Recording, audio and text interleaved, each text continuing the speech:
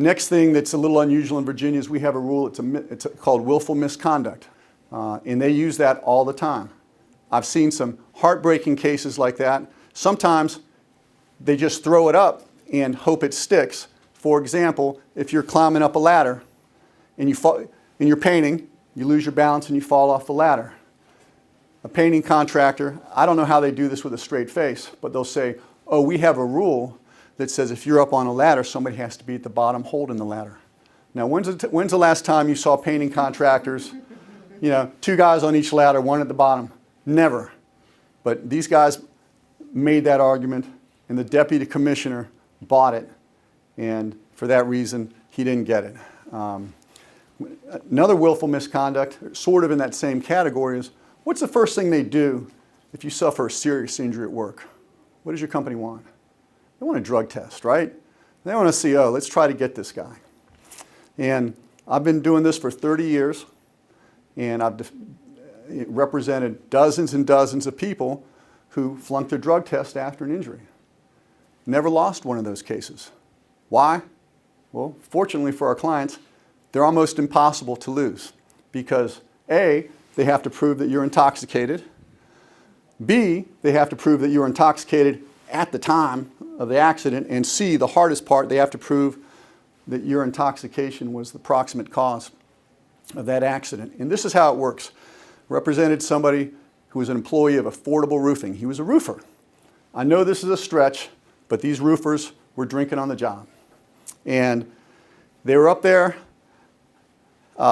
There's kind of a steep grade on the roof, and so they put what's called footings. It's just a 2x4 that's pounded in there so you can keep your footing.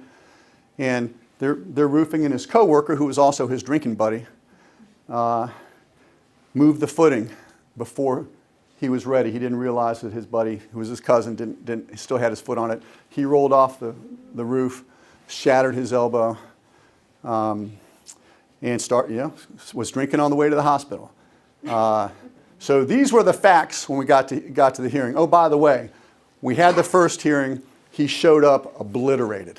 I mean, this guy had a drinking problem. And so when the judge realized that he was drunk, he brought me in and said, Mr. McDonald, is that what I think it is? And I said, yes, Your Honor, it is. And he said, okay. So he brought the guy in and he just lectured him for coming to his courtroom drunk, kicked him out, and he said, what are we going to do, Geoff? And I said, well, he starts drinking about 8 o'clock every morning and has for like the past 25 years. And he said, well, how about if we start the hearing at 7? I said, okay, let's start it at 7. So we started the hearing at 7 to accommodate our guy. And the facts were that he started drinking at 8 o'clock in the morning the day of the accident. They were drinking whiskey. They went up on the roof. They had the bottle with them, passing it back and forth, rolled off the roof, shattered his elbow, drank all the way to the hospital. No question he was drunk. But were we able to win that case?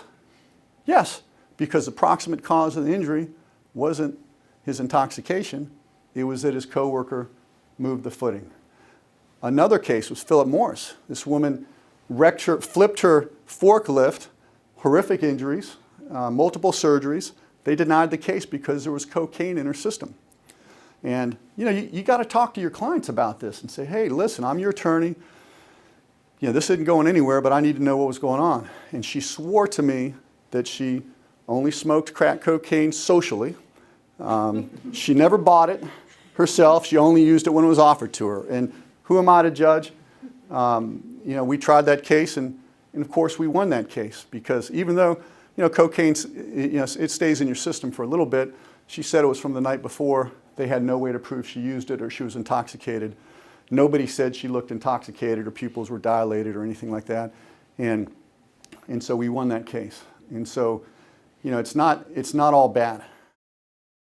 Injured? Don't wait. Call 888-8888. Geoff McDonald and Associates.